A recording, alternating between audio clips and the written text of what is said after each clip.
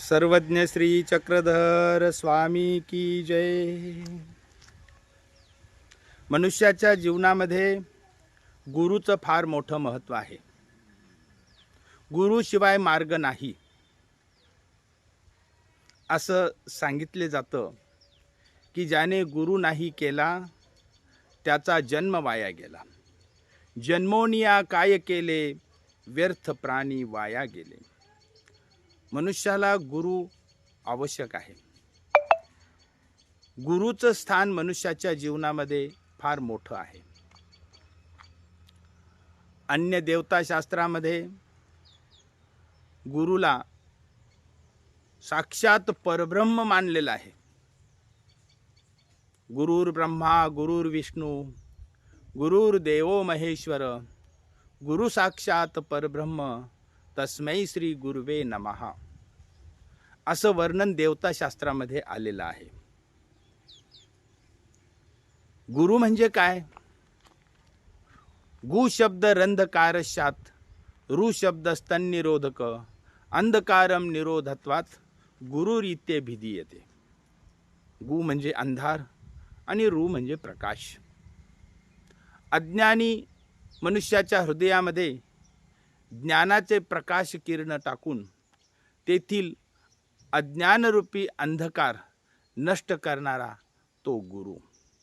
गुरुची व्याख्या फार मोठी व्यापक आहे. देवताशास्त्रामध्ये गुरुला जरी परब्रह्म मानलं असलं तरी पण परब्रह्म परमेश्वर सर्वज्ञ श्री चक्रधर स्वामींनी गुरुचं अनुसरण करावे, गुरुपशी अधिक वृत्तीने वागू नये अशा शब्दामधून वचनांमधून गुरु या शब्दाचं गुरु अनुगंतव्यम या निरूपणातून गुरुचं महत्त्व वर्णन केलेलं आहे. परमेश्वर धर्मामध्ये दररोज प्रार्थनेनंतर जे स्तवन म्हणलं जातं त्या स्तवनामध्ये 2 श्लोक आवर्जून असतात. ते 2 श्लोक असे की वसुदेव सुतम देवम कंसचानूरमर्दनम देवकी परमानंदम श्रीकृष्णम वंदे जगद्गुरु. ह्या श्लोकामध्ये गुरुचं वर्णन आलेलं आहे. दुसरा श्लोक असा आहे सह्याद्री शिखरे रम्यम अत्रि अनुसूय नंदनम तम वंदे परमानंदम श्री दत्तात्रेयम जगद्गुरु. श्री दत्तात्रेय प्रभू हे जगाचे गुरु आहेत. परमेश्वरच जगाचे गुरु आहेत. परमेश्वरच साधूंच्या हृदयामध्ये ज्ञानरूपाने उपस्थित राहतात व अज्ञानियांच्या अंतकरणातील अज्ञानतम नष्ट करीत असतात.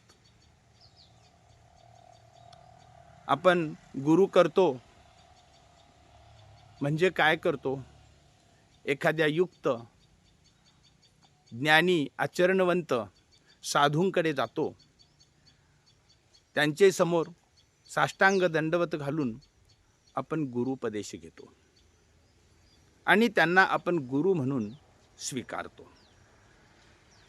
आपण त्यांना गुरु म्हणून स्वीकारलं तर त्यांचे ठिकाणी जे शरीर आहे, आत्मा आहे आणि ईश्वराचं ज्ञान आहे, या तिन्हीपैकी आपण कुणाला गुरु मानलं?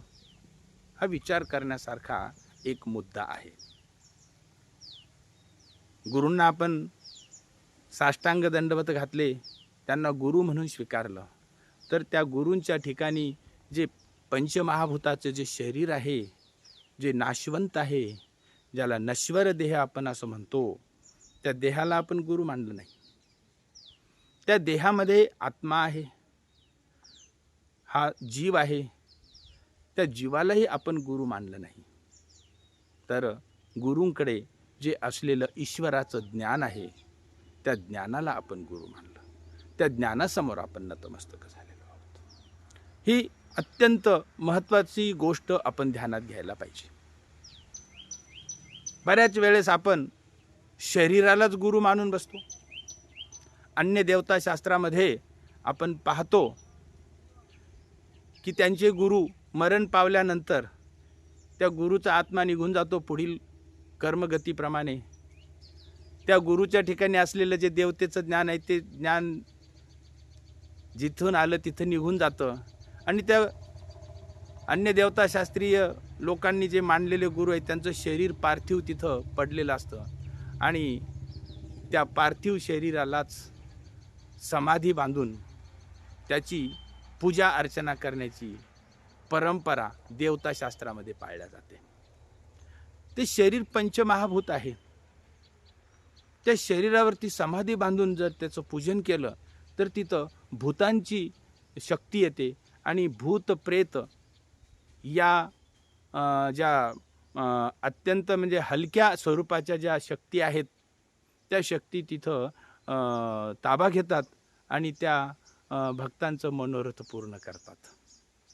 भगवद्गीतेमध्ये भगवान श्रीकृष्णांनी सांगितलेलंच आहे, यांती देवव्रता देवान पितृन यांती पितृव्रता भूतानि यांती भूतेज्या यांती मध्याजिनोपी माम. काही लोक पितरांची भक्ती करतात, ते पितरांना प्राप्त होतात. भूतांची म्हणजे समाधीची पूजा करतात, ते समाधी म्हणजे भूताखेताला प्राप्त होतात. जे देवी देवतांची भक्ती करतात ते देवी देवतांना त्यांच्या स्वरूपावधीमध्ये प्राप्त होतात. आणि जे मज परमेश्वराची म्हणजे श्रीकृष्णाची माझी भक्ती करतात ते मला प्राप्त होतात, असं भगवान श्रीकृष्ण म्हणतात.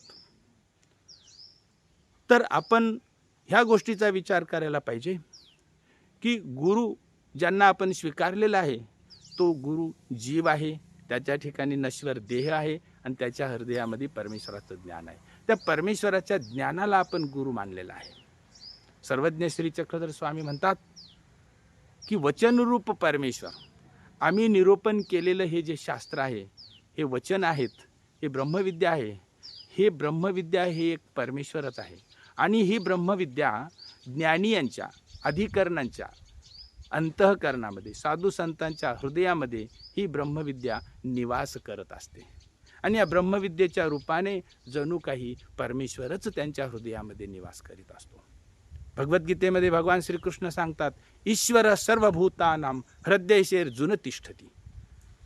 जो भक्त आहे, जो परमेश्वराचा ज्ञानी आहे, त्याच्या हृदयामध्ये मी निवास करीत असतो. आणि म्हणून आपल्या गुरुच्या हृदयामध्ये जे परमेश्वराचं ज्ञान आहे ते परमेश्वराचं ज्ञान हेच जणू ईश्वर आहे आणि त्याच ईश्वराला हृदयामधील ज्ञानाला म्हणजे त्या वचनरूप परमेश्वराला आपण गुरु म्हणून स्वीकारत असतो. तो वचनरूप परमेश्वर हाच आपला गुरु आहे. ते वचन, ते ब्रह्मविद्याशास्त्र हेच आपले गुरु आहेत.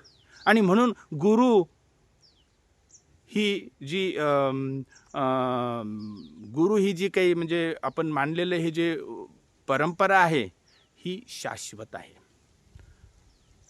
ज्याच्या ज्याच्या हृदयामध्ये परमेश्वराचं ज्ञान आहे, ज्याच्या ज्याच्या हृदयामध्ये वचनरूप परमेश्वर आहे, त्या हृदयस्थ वचनरूप परमेश्वराला आपण गुरु मानून त्याच्या पुढे नतमस्तक होत असतो. महानुभाव पंथामध्ये एक फार सुंदर परंपरा आहे गुरुपूजनाची. गुरुपूजनाची परंपरा म्हणजे पौत अर्पण करण्याची परंपरा. मार्गामध्ये अधिकरण पवत्याचा विधी करतात. तर सर्वात पहिले जे पौत होतं ते पौत देवाचं पौत होतं आणि देवाचं पौत झाल्यानंतर मार्गाचं पौत होण्याची प्रथा आहे. म्हणजे त्या आश्रमाचे अधिकरण, त्या आश्रमाचे ज्ञानीये त्यांना सुद्धा आपल्या गुरुचं पूजन करायचं आहे. परंतु गुरुपूजा करायची आहे, परंतु त्यांचे गुरु तर ईश्वर प्राप्तीला गेलेले आहेत, ते विद्यमान नाहीत. मग आता गुरुपूजन कसं करायचं?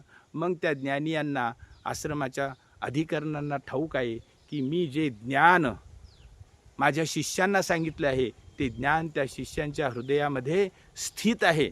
त्या शिष्याच्या हृदयातील ज्ञान, त्या ज्ञानाचं पूजन करून मला गुरुपूजा करायची. आणि मग आश्रमा मार्गामध्ये मार्गाचं पौत ही एक प्रथा आहे आणि ते अधिकरण ज्ञानीये आपल्या मार्गातील सर्व साधकांना एकत्रित करतात, त्यांना गंधाक्षदा लावतात, त्यांच्या गळ्यात पौत अर्पण करतात, साष्टांग दंडवत घालतात आणि ते ज्ञानी अधिकरण आपल्या सन्निधानातील साधकांचा गुरुपूजन करून त्या ठिकाणी आपलं गुरुपूजनाचा विधी पार पाडत असतात. आणि त्याच्यानंतर मग तिसऱ्या दिवशी त्या अधिकरणांचं सर्व आश्रमस्थ साधक गुरुपूजन करत असतात. ही प्रथा आहे. आणि म्हणून आपण म्हणतो की ज्ञानी यांच्या साधू संतांच्या हृदयामध्ये जे परमेश्वराचं ज्ञान आहे, जे वचनरूप परमेश्वर आहे, तो परमेश्वर हाच आपला गुरु आहे. आणि म्हणूनच आपण रोज प्रार्थना करताना म्हणतो, वसुदेव सुतम देवम कंसचानूरमर्दनम देवकी परमानंदम श्रीकृष्णम वंदे जगद्गुरुम. श्रीकृष्ण भगवंत हेच आपले गुरु आहेत, हेच आपले गुरु आहेत. आणि म्हणून सर्वज्ञ श्री चक्रधर प्रभू ज्यावेळेस रिद्धपूरला जात त्यावेळेस त्यांनी गुरुचं महत्त्व अतिशय उच्च प्रतीत सांगितलेलं आहे. गुरूंचा फार सन्मान करीत असत श्री चक्रधर प्रभू. वास्तविक सर्वज्ञ श्री चक्रधर प्रभू आणि त्यांचे गुरु श्री गोविंद प्रभू हे दोन्हीही ईश्वर अवतार आहेत. या दोन्ही ईश्वर अवतारांना गुरु करण्याची आवश्यकता नाही, परंतु आपल्या गुरुचं स्थान किती उच्च प्रतीचं आहे आणि आपल्या जीवनामध्ये गुरुला आपण किती महत्त्व दिलं पाहिजे, गुरुची किती उच्च श्रद्धेनं आपण सेवा केली पाहिजे, हे कळावं सर्वांना. म्हणून सर्वज्ञ श्री चक्रधर प्रभू रिद्धपूरमध्ये जेवढाही काळ थांबत तेवढा ते श्री गोविंद प्रभू बाबांचा अत्यंत गुरुभावनेनं श्री गोविंद प्रभू बाबांची सेवा करत असत आणि आपल्या शिष्यांनाही तसंच करायला सांगत असत. तर असं हे गुरुचं महात्म्य आहे. सर्वांनी आपल्या जीवनामध्ये हे तत्व समजून घ्यावं, कारण गुरुशिवाय मार्ग नाही. सर्वज्ञ श्री चक्रधर स्वामी की जय.